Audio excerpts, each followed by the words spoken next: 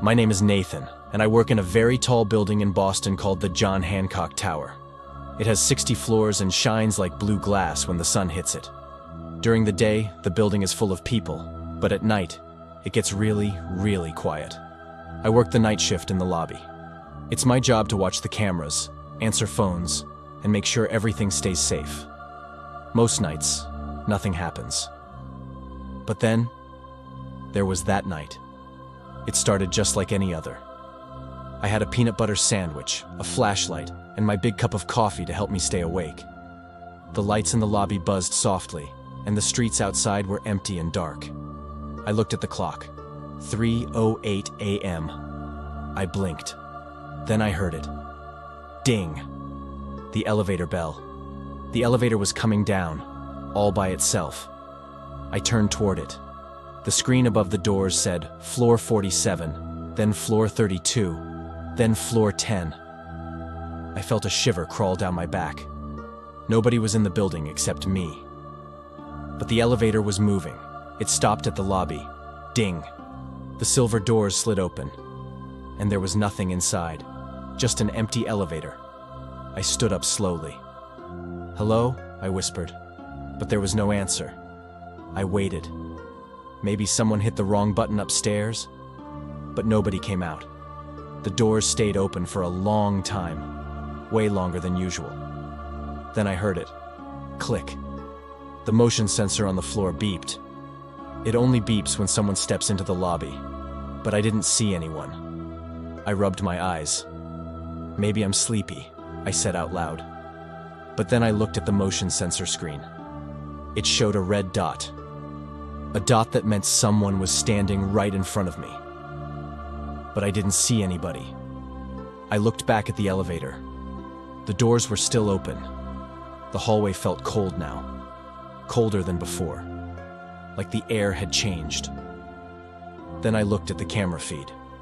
We have a camera pointed at the elevator. I rewound the footage to see who had come down. But on the screen, the elevator doors opened, and no one stepped out. Nothing moved. Just empty air. But the sensor had beeped. The red dot was still blinking. I whispered, "Who's there?" No one answered. But then, the elevator doors slammed shut. Bang! I jumped so hard I knocked over my cup. Hot coffee splashed on the desk. The elevator started going up again, but the buttons weren't being pushed. They lit up all on their own.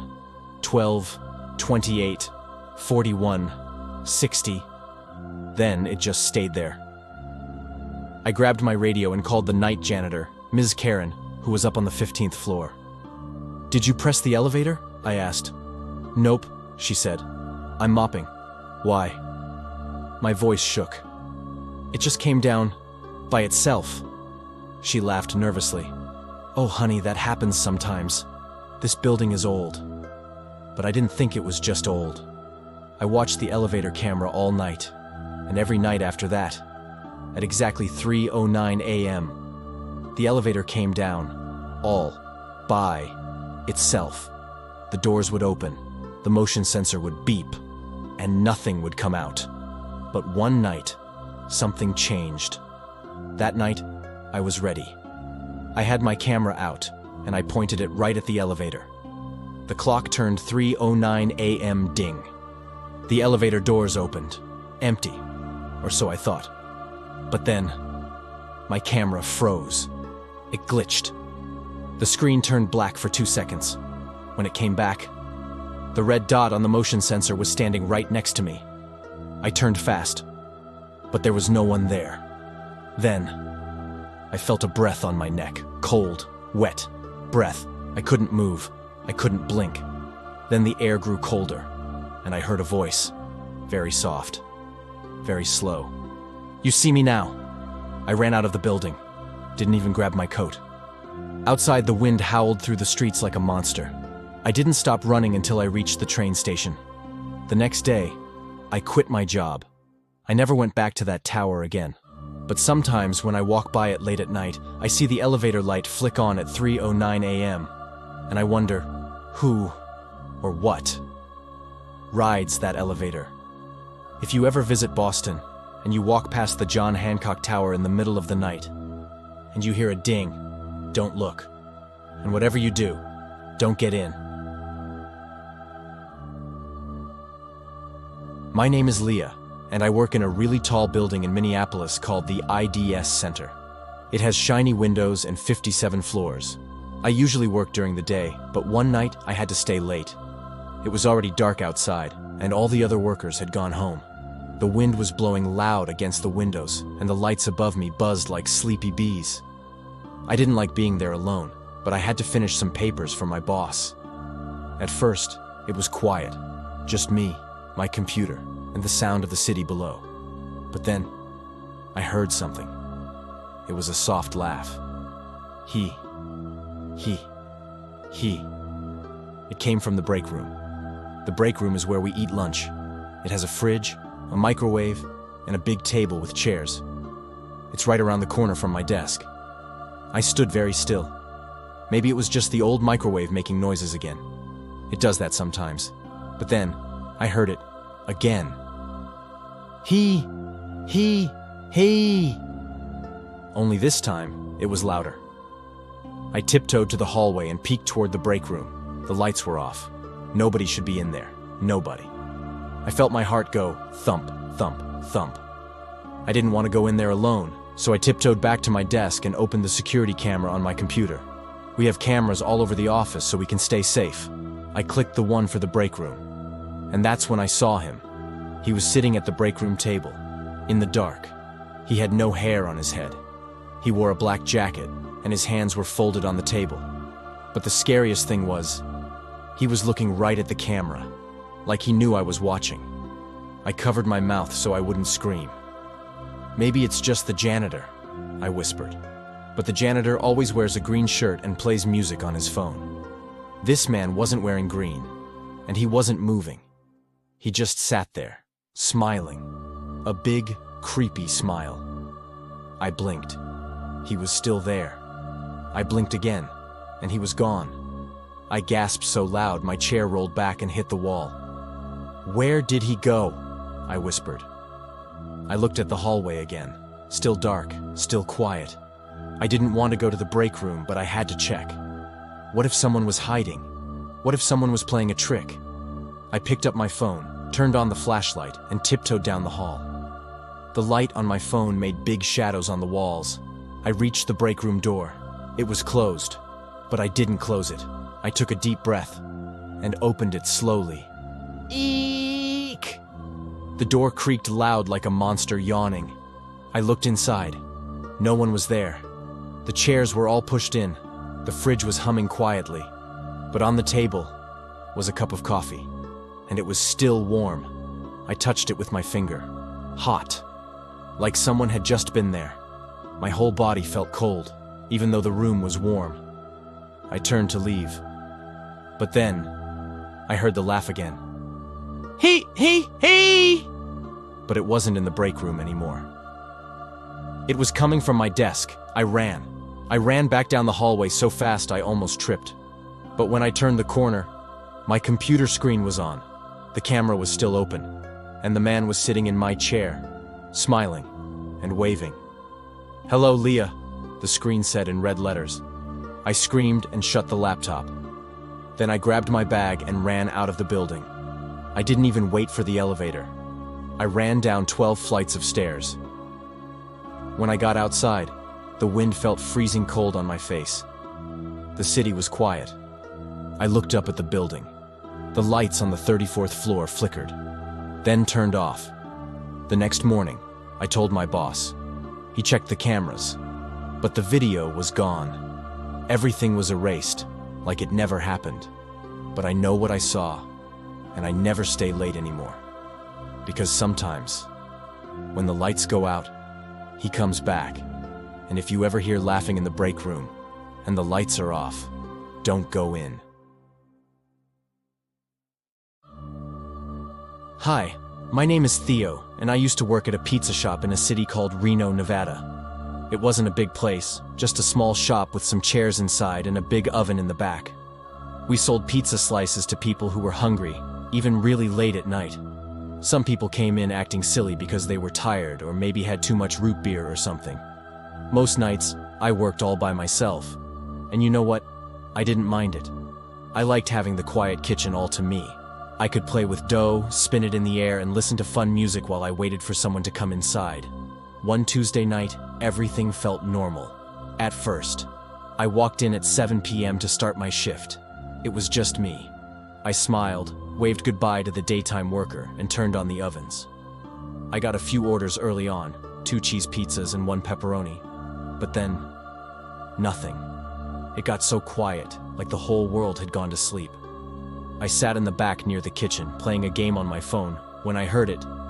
Ding-a-ling! That's the bell on the front door. It rings when someone opens it. I stood up quick and walked to the front counter, but nobody was there. I looked left. I looked right. I looked under the tables, but there was no one. I giggled nervously. Maybe I imagined it, I whispered. Maybe my brain just made the sound up because I was so used to it. I sat back down. Then, a few minutes later, ding-a-ling again! My heart started to beat faster. I ran to the front. Again, no one. This time I opened the door and peeked outside. The sidewalks were empty. The parking lot was full of shadows. No cars, no people. Just stillness. I stayed up front for a long time, just watching the door. Then I heard it. Ding-a-ling! I didn't move. I just sat there, frozen. I called out, "Hello? Is someone out there?" But the room was silent. I told myself, it's just the wind maybe, just the door being silly. But in my tummy, I felt scared. The clock ticked and talked, and it was finally 4 a.m. Almost time to go home. I walked to the counter to count the money in the register. But then, I felt something, like eyes, watching me. I turned my head slowly. The room was empty, right? I looked behind me, and that's when I heard it, thump, like a boot on the floor. I spun around and saw a man. He was standing only a few feet away. His clothes were ripped and black. His hood was pulled down over his face. But I could see his eyes. They were red, they were empty, and in his hand, he was holding a knife. I couldn't move. I was too scared. He didn't talk. He didn't blink. He just stared at me like he wasn't even real. I whispered, You can have the money. Just, please don't hurt me." But he didn't say anything. He didn't even flinch. I had to get away. But to run for the door, I'd have to get closer to him. So I did something crazy. I jumped over the counter. I hit the ground hard, rolled up fast, and saw him running toward me, his face filled with rage. I sprinted out the door and into the dark. My car was in the back, but he was too close behind me. I ran and ran and ran until I got to the main road. I didn't even look back. I called the police and waited under a streetlight. They showed up after 10 minutes, but it was too late. The man was gone. They found the pizza shop destroyed, chairs thrown, sauce spilled, and scratches, long and deep, all over my car. He had come back and dragged his knife across it. The police think he had been watching me through the windows, that he used the doorbell sound to trick me, to scare me. And the scariest part? There was over an hour between the last time the door rang and when I saw him. Which means he was inside, hiding, waiting, somewhere in the shadows. Maybe behind the oven, maybe under a table, maybe just watching.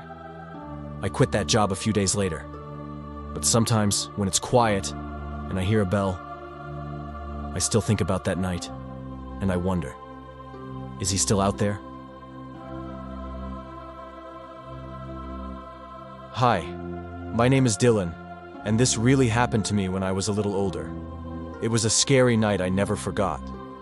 I used to drive around and bring people food. One night after I ate dinner, I decided to do one last delivery. I should have gone home, but I wanted just one more order with a big tip. Then ding, I got one. It was $10 for a delivery only 10 minutes away, so I said, okay. The food smelled yummy as I drove. It was very late, and the roads were super quiet. Not many cars. The GPS took me toward Ocala National Forest in Florida. I didn't even know people lived out there, but my phone said I was going the right way. Soon, the paved road turned into a gravel path that went deep into the woods. I followed it for a bit until I saw 2 stone pillars with a chain across the road. But guess what? The chain was down. So I just drove through. My headlights weren't very good, so it was hard to see. After a few minutes, I found a small parking lot with a wooden sign that said, Ocala Forest Preserve. That confused me.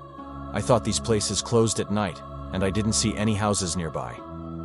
Just as I was thinking about going home, my phone rang. It was the person who ordered the food. A deep, scratchy voice said, "Hey, I see you parked. Can you see me?" I looked around. No," he said.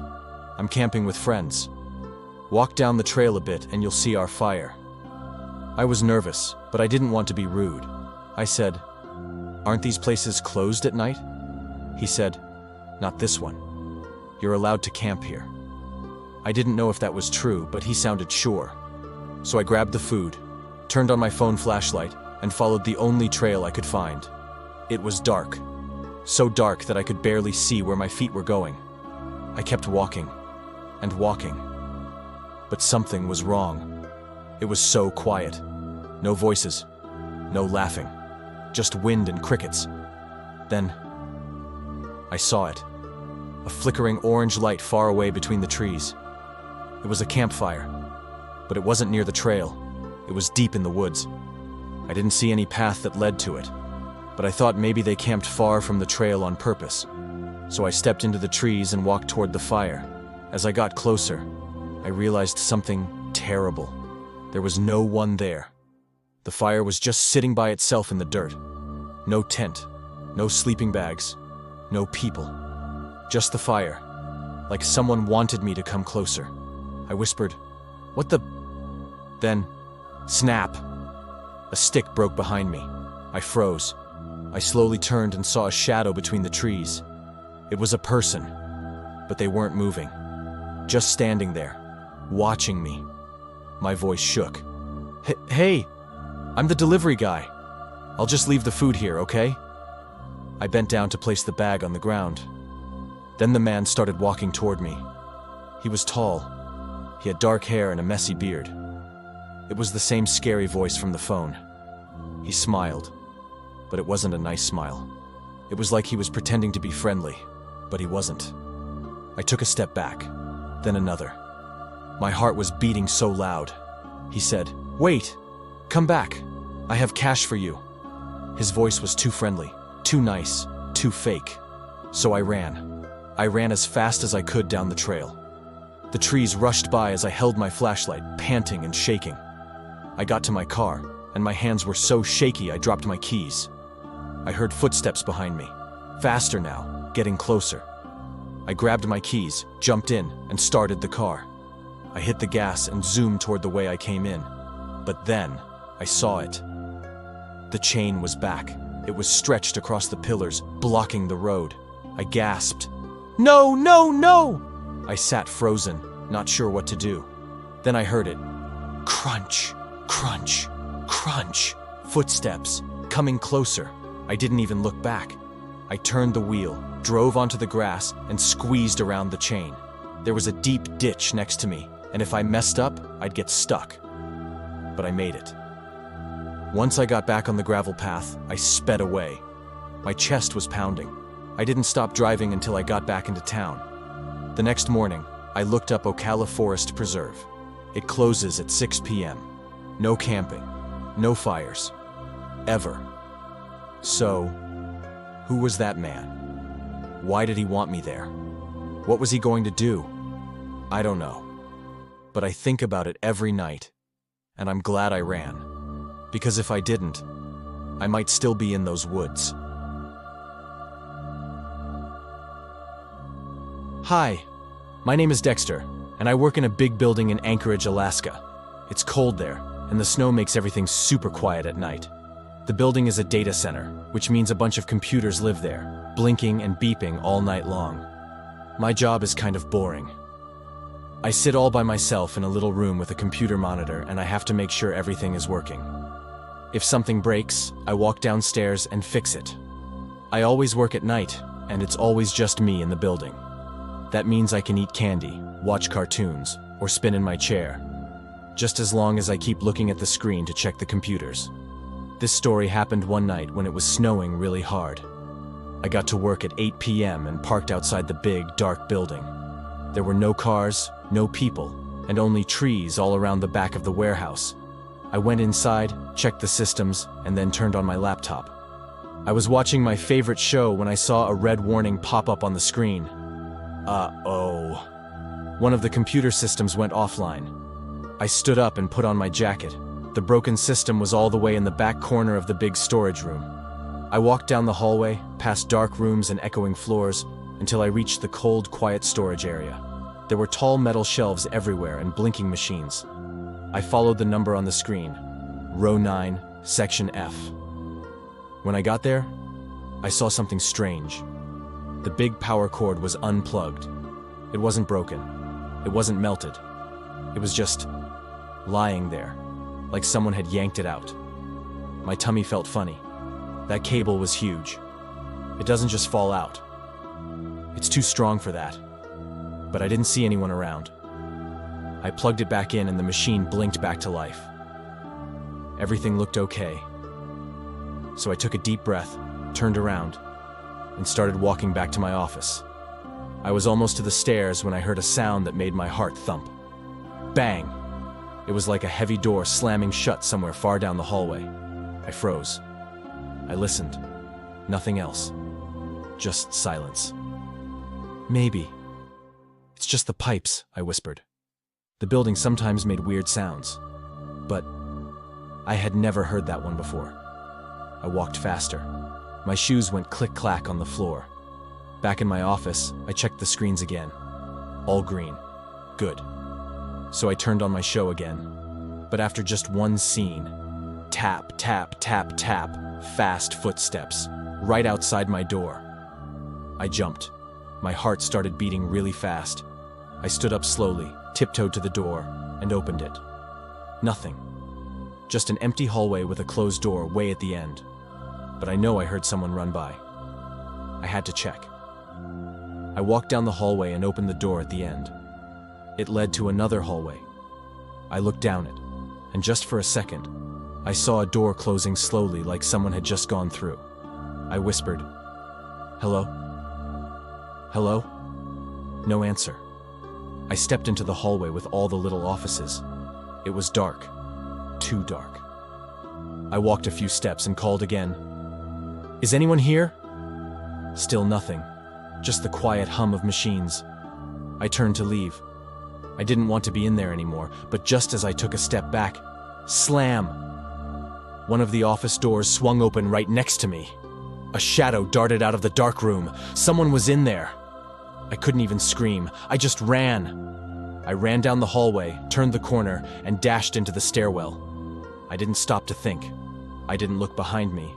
I pushed the fire exit door open and burst out into the snowy parking lot. The cold air hit my face, but I didn't care. I pulled out my phone and called the police. They got there fast. They searched the whole building for almost half an hour. But they didn't find anyone. The trees behind the building? That's where he probably ran off to. Later, people at work said they thought the man must have snuck in and maybe bumped the power cable while hiding. That's why the machine went off. They said he might have been in there for a long time, just waiting. Maybe he thought no one would notice him. But when I came down to fix the machine, I think he knew I saw something I wasn't supposed to see. Maybe he wanted to make sure I couldn't tell. But I ran. I got away. And now I never work alone at night again.